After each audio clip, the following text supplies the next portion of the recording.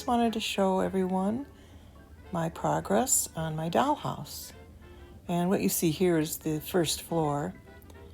And down in the left there, you see a picture of what this kitchen, what it's going to look like.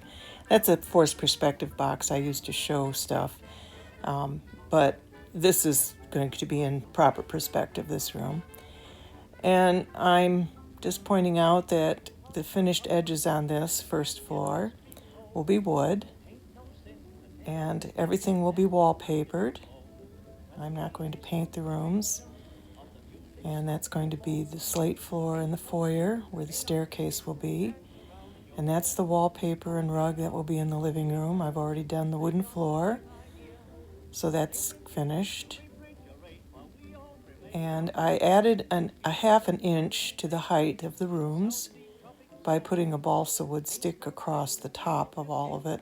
So it will take it up to 8.5 inches for the ceiling.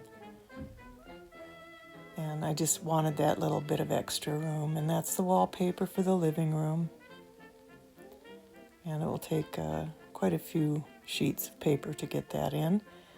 That rug doesn't go in the kitchen. I just put that there. I'm going to probably put a rug similar to that, but smaller in the foyer. And that blue tape that you see on the right, I'm going to take that off. I just have to cut it out with a X-Acto knife and peel it off. This is the trim that I'm going to use. All the rooms will be trimmed with crown molding and baseboard. And I may put a chair rail trim in one of the rooms yet, but I have to think about that. That's a chair rail. But we'll see. I may do that on my next dollhouse. I'm already planning my next one. And that's the crown molding that I'll be using in all the rooms. And it'll be painted. Each room will have a painted crown molding. I'm not sure about the colors yet, but I'll work that out as I go along. And this is the room, the foyer where you walk in from the front. And the staircase will be right there to the left. And I have to cut the flooring and lay it in. There will not be, there's an archway that goes into the living room. And that will not have a door on it. And I'll just have to connect the rooms a little better with the flooring. I have to put another couple pieces of flooring in. So the upstairs is going to be exactly the same size, by the way. The kitchen is the big room, and that includes the dining room. And then the foyer in between the living room and the kitchen. And everything will be trimmed out with wood on the outside. This is going to be a dollhouse that opens from the front like most of the European ones. And the baseboard will go in after I get this cleaned up. I just laid the floor down with some glue. And I have to, it's drying. It's not quite dry. That's why some of it looks darker. And then I'm going to remove this little staircase. That will be painted, whatever the trim is going to be.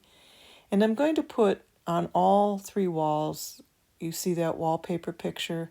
That will go on the other 2 walls as well. I don't have it glued in yet. The slate floor is glued in. And I finished the transition between the 2 rooms, and I have to put the wood on the archway on the inside to cover up the all that rough stuff that you can see. And I'm not going to have a door that opens here. It's just going to be a picture of a door on both sides. And I'll put trim around it and door handles. Probably come a little closer than that. The door will, it's not going to come right up against that step. And that will be the living room, as I said, and that will just be the only open archway I have in this dollhouse. And then trim this out as well with some wood. So it has more of an archway look. And, of course, baseboard will go around the whole thing. And that's my slate floor, which I'm going to glaze, by the way.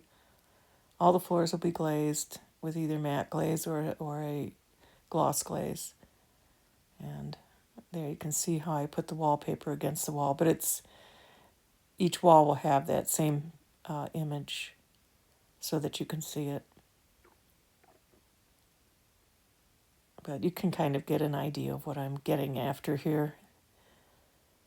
And I'll put the whole first floor will be on a base, and it'll have I'm going to try to make a stone base for it, not real stone, but something that looks like stone. There you can see the beams across the top there that to add the height, and it'll be wallpapered all the way up so that you won't see that balsa wood.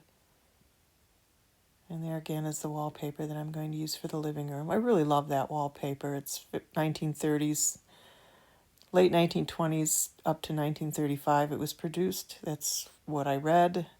I did not invent this wallpaper. It's from an antique source on the internet, free image. I just tweaked it a bit to make it look a little better color-wise. This also is something that I found. It's also from the 1930s, and I had to redo it and tweak it a bit, and I'll do it for the sides as well so that they fit in. You can see the building and the trees and the people in it. Those were quite popular, those mural wallpapers, and they still are. And then this is the staircase that will be painted and go up to, it'll actually go into a void, and the upstairs and the bathroom will be in front of that void that will be upstairs, but there'll be a door on it. And there's the door for the kitchen, and I still have to wallpaper that, of course, and then I can put the door in and the doorknobs and the trim and all of that. I may have to put a little putty above that door where it cracked. I have to smooth that out a little, but that won't be difficult. There's a little overlap with the balsa wood that's going to allow a piece of wood to go horizontally, or vertically rather, and then I can paint those as well, and it'll clean it up. And I have windows as well that'll go in the front and face the opening. So when you open the dollhouse, the windows move with the two doors that will open up in the front. But that's sometime down the road yet. And this is the wallpaper that will be in the dollhouse. The same as the image that I showed in the very beginning. It has that same jadeite green in it and a few other colors. And the floor is actually imaged off of a 1935 floor, linoleum floor. So that's a little bit of a close-up of the wallpaper. And that will go in next. It won't take long for me to do that. And now we'll go to the second floor. I had to actually carry this into another room because I just don't have the table space to put this all in one area. It's very hard to film it, and I really can't film it while I'm actually putting this stuff in at this point. This summer I'm going to move some of my operation down into my garage. I have a really big garage, and it's just not being used that much. So while the weather's warm, I'll be able to do quite a bit of building out there, I think. And so that's to come. That window will go in on the right around there. I have to peel off some of that glue that kind of got stuck. It's actually rubber cement, and if you rub it, it just rolls off, so it's not a problem. I like rubber cement for this, but if you use very cheap foam board, you have to beware because what will happen is the solvents in the glue, the rubber cement, will lift the paper off of the foam. I discovered early on, so I invested in some better foam board. And these are just some pictures that will be on the wall. One is my own creation with the fox and the log cabin. The other is a vintage image that I wanted to use to tie in to the theme of the bedroom. And I made those. One of the first things I made were these little taxidermy butterfly pictures. Those were fun. And the door is in, and there will be trim in this room. I set this up just so that I could see where I'm going with it. I wallpapered it and put the floor in. Oh, I don't know, about maybe about a week ago. And so this is just so I can see where I'm at. Nothing's fixed. There's a little museum wax for a few things, but I'll just take that out because I do have a lot of work to do. I have to put in all the trim around the doors and the floorboards. And this one's going to be trimmed just like this, not with that color, but that's just to show you. It'll probably be a jadeite green, just like the fixtures.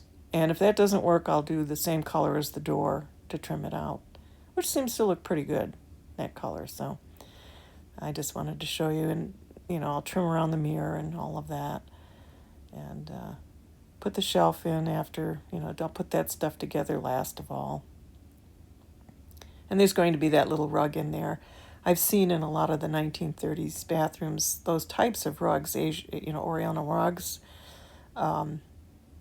And so I thought, well, I'll just do that. And there's the towel rack. So this is a solidly 1930s styled bathroom with the different patterns and keeping the color scheme pretty close, pink and green, with some other colors thrown in.